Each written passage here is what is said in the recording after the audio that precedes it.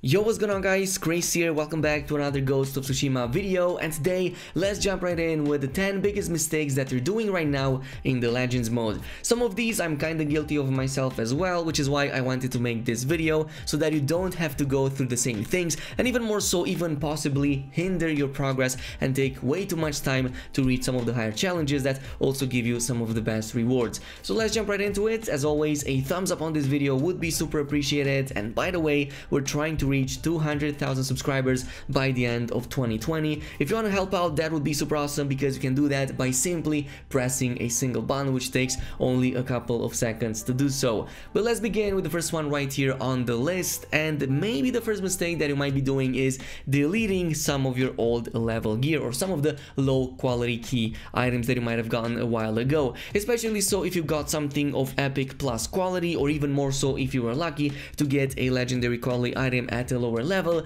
Do not delete that, because you can fully upgrade that to the maximum power level with one single reforge. So basically, low level key gear can be reforged to your current character's key with one single reforge. So let's say, for example, if you're level 80 or above but your gear is only level 50 or below, you can do one simple reforge, and that is going to boost it up to your current character's key level, which is going to be absolutely amazing if you want to reach that 105 plus, where you will want to go on the gold challenge and even nightmare. But don't overdo it with the reforges, because this brings us to the second biggest mistake on the list, and that is consuming your resources way too fast and way too early. Instead, you will want to keep the majority of your blessing, honor and essences for at the very least 100, maybe even 105 key for your current character. The reason for that is because gear drops only with a maximum of 105 key, and from that point on you will actually want to level them up to 110. So every reforge past 105 will provide one additional level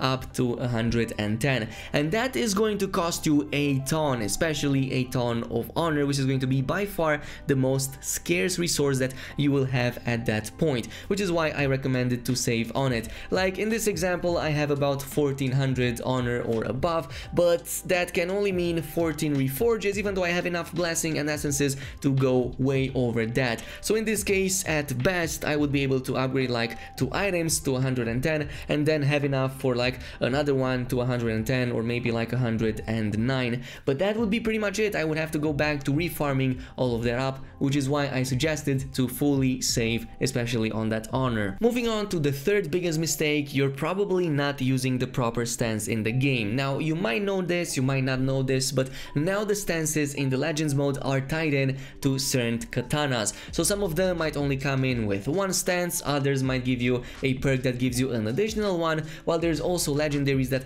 can give you access to all of the 4 stances, just like in the main campaign. But until you get that legendary, or even if you get to use it, you might want to use the water stance katana. Water stance is by far the best one in the game. It's because of that surging strike ability that lets you do this continuous flurry of attacks that works against guard breaks on any type of character. It doesn't matter if it's like a shielded enemy, spearman, or just a regular swordsman. It's going to work wonders on pretty much everything. It's going to deal the highest amount of damage, which is why I suggested to use the water stance katana once you get a chance to get one of these. Moving on to number 4, one big mistake that I'm seeing a ton of people doing, especially when I'm doing matchmaking, is to skip on the side objectives. Like, for some reason, most players seem to pass through the portals as soon as they see them opening, instead of looking at the secondary objectives as well. So there's 2 very important secondary objectives that you will definitely want to complete. The first one is the Oni chests, and the second one are the hidden scrolls.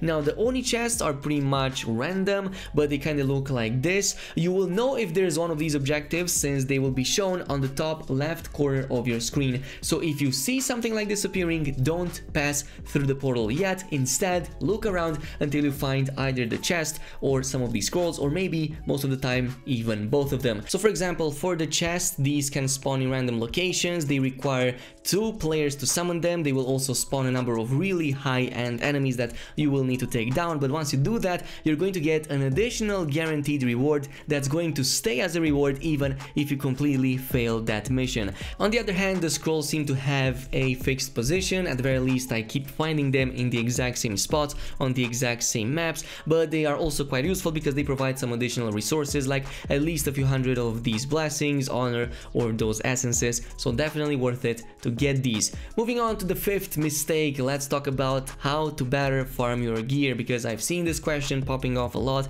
like you're trying to get over 100, well, you will need to eventually reach that gold challenge over there for the main missions or for the survival. So basically, for that 105 key plus gear, you will have to play on gold, even on nightmare for the weekly nightmare missions, and these have a requirement of at least 75 for the gold and at least 105 for the nightmare ones. But when it comes to farming high level gear, you have a few options, of course, all on gold difficulty and above. All, of course, through quick places you get additional essences and honor too. But you have the option between survival and doing regular missions, so which ones should you do? Well, here is the distinction. If you do a survival mission on gold and above, it's going to take you at least 50 minutes to complete, and it will provide about 7 items and over 1000 XP. Meanwhile, if you do missions also on the gold difficulty, it only takes 20 minutes to complete, it gives you 5 items instead of 7 and just a bit under 1000 XP, assuming that you also completed that bonus Oni chest over there. So basically, if you complete like 3 missions in 1 hour, that's 15 items instead of only 7 that you would from that survival mission. It's a matter of preference, but I just like the missions a little bit more because they're way faster, so when I'm in a hurry and I don't have time, I just do one of these missions, get 5 items, see if I like it, and then move on.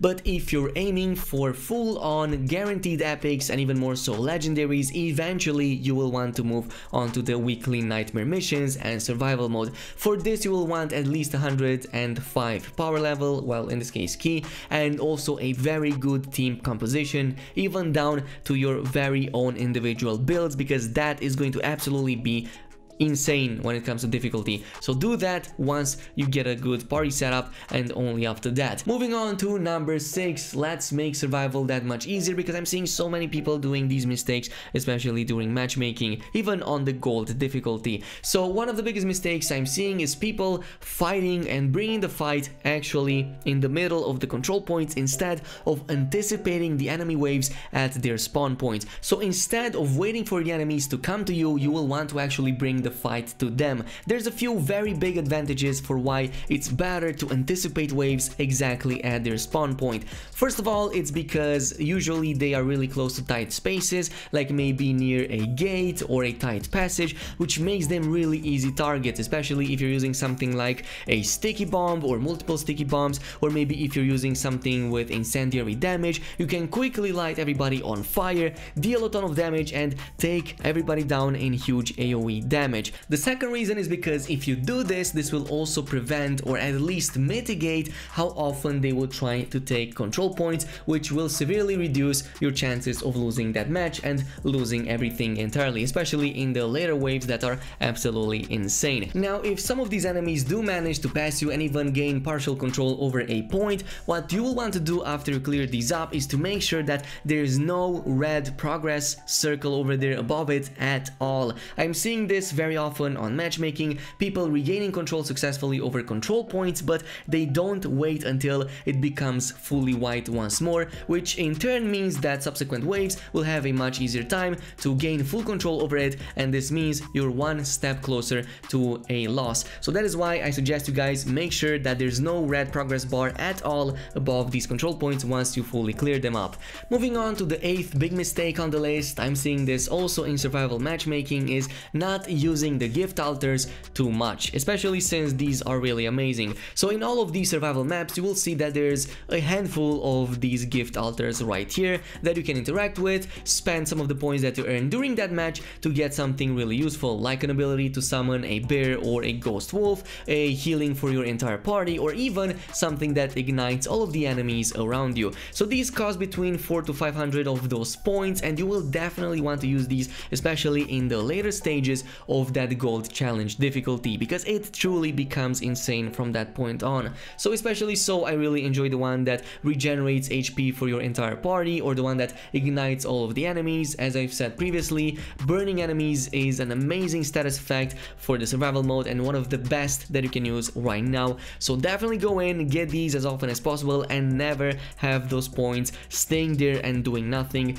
Use them on these abilities because they are also very amazing. The only thing that you need to keep in mind is that these abilities are single use only, so once you use them once, you will have to repurchase them to use them again. Moving on to number 9, you can get extra daily rewards or extra daily challenges really easily once you have completed them already once more. So basically, once you have completed these daily challenges, you can just press the square button to reset them and you will gain a new one once more. The first one on each day is going to be absolutely free and the rest ones will cost honor, so you might want to balance these up, but at the very minimum you can get 4 of these daily rewards, which means at least a couple dozen of these blessings that can easily be used at reforging an item. And finally, this brings us to the 10th biggest mistake on the list, but also probably the biggest of them all, and that is not having a Ronin class into your party, especially on the gold challenge or nightmare challenge. And the reason for that is because this is an amazing support class. It can heal your entire party, it can debuff enemies to deal less damage and have low defenses, it can even fully resurrect your entire party and cast some really useful spirit animals. So make sure that if you don't have a Ronin into your party, especially if you're matchmaking and playing with randoms, you are the Ronin that everybody needs. It's an amazing class, it has some amazing abilities, and even more so some really amazing legendary items that can turn your spirit creatures into full party healing. So I'm gonna talk about that in a different video, but until then, make sure you have a Ronin class available. That is it though with today. I hope you guys enjoyed this list. If you did, let me know down below by commenting, leaving a like on this video and subscribing to the channel, and I'll see you guys in the next one.